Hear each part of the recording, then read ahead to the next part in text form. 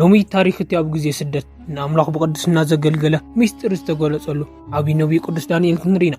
ዳንኤል ኣብ ማእኸል ኣሕዛብ ኮይኑ ሕጊ ኣቦታቱ ዘይሓደገን ንጣዖት ዘይሰገደ ንኣምላኽ ዘኽበረ ቅዱስ እዩ። ምኽንያት ቅዱስንኡ ድማ ኣብ ቅድሚ ንጉስ ዳርዮስ ሞገስ ረኸበ። እቶም መኻንንቲ ፋርስ ብምኽንያት ዳንኤል ዝነበሮ ጸጋን ንቕሓትን ቀንዑ። ኣብ ስሩሕ በደል ስለ ዘይረኸቡሉ ግና ብሃይማኖት ከስዎ ተንኰል ፈሓሱ። ንንጉስ ድማ ካብ ሎሚ ጀሚሩ ን30 መዓልቲ ካብ ንጉስ ወጻኢ ንዝኾነ ኣምላኽ ዝጸለየ ናብ ጉድጓድ ኣናብስ ይደርበ ዝብል ኣዋጅ ክጽሕፍ ገበርዎ። ንጉስ ዳርዮስ እቲ ውዲት ከይተረድኦ ነቲ ኣዋጅ ብቐለቤቱ ሓተመ። ቅዱስ ዳንኤል እቲ ኣዋጅ ከም ዝተሓተመ ፈለጠ። ግና ኸፍርዲ ሰብ ካብ ፍርዲ ኣምላኽ ይበልጽን እዩ እሞ ናብ ቤቱ ኸደ።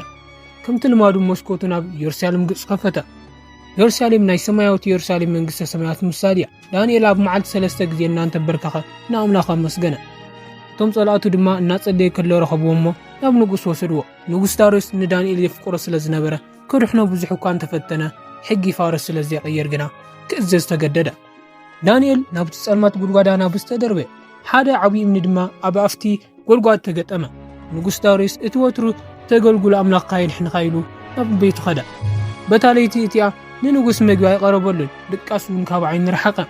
ንጽባሒት ወጋሕታ ንጉስ ብጭንቀት ናብቲ ጉድጓድ መጸ። ኦ ዳንኤል ኣገልጋለ ህያው ኣምላኽካ ካብ ኣናብስ ከድሕነካ ዶ ኽኢሉ ኢሉ ጨደራ። ካብ ውሽጢ ጉድጓድ ድማ ሰላማዊ ድምፂ ተሰምዐ። ድምፂ ዳንኤል ብህዱእ ቃና ንጉስ ንዘለዓለም ይንበር። ኣምላኸይ መልኣኹ ልኢኹ ኣፍ ኣናብስ ዓጾ፣ ኣብ ቅድሚ ኣምላኸይ ንጹህ ኮይነ ስለ ዝተረኸብኩ ድማ ኣይጎድኡንን ኢሉ ተዛረበ። ንጉስ ብሓጎስ ተመልአ። ዳንኤል ካብቲ ጉድጓድ ክወፅእ ኣዘዘ። ኣብ ሰውነቱ ሓንቲ ስንባር እኳ ኣይተረኸበትን፣ ምኽንያቱ ብኣምላኽ ተኣሚኑ ነበረ። ድሕሪ እዚ ንጉስ ነቶም ሓሰውቲ ኸሰስቲ ኣምጾም ናብቲ ጉድጓድ ክድርበዩ ኣዘዘ። ንሳቶም ግን ምድሪ ከይረገጹ ኣናብስ ተቐቢሎም ሰባበርዎም። ንጉስ ዳርዮስ ድማ ኣምላኽ ዳንኤል ንሱ ህያው ኣምላኽ እዩ፣ ንሱ ተኣምራትን ድንቅን ይገብር እዩ ኢሉ ንኽብሪ ኣምላኽ ኣወጀ። ናይ ቅዱስ ዳንኤል ታሪክ ዝምህረና ሰብ ንኣምላኽ እንተተኣሚኑ ኣናብስ ጥራይ ዘይኹኑ ሰይጣን እውን ይግዛእን ይስዓርን እዩ። ጸሎት ካብ ሞት ተድሕን፣ ተኣማኒነት ድማ ኣፍ ኣናብስ ተዓጹ። እግዚአብሔር ንዳንኤል ብመልኣኹ ከም ዘድሓኖ ንዕና እውን ካብ መጻወድያ ጸላእ የድሕነና። ጸሎትን በረከቱን ናይ ቅዱስ ዳንኤል ምስ ኩላትና ይኹን።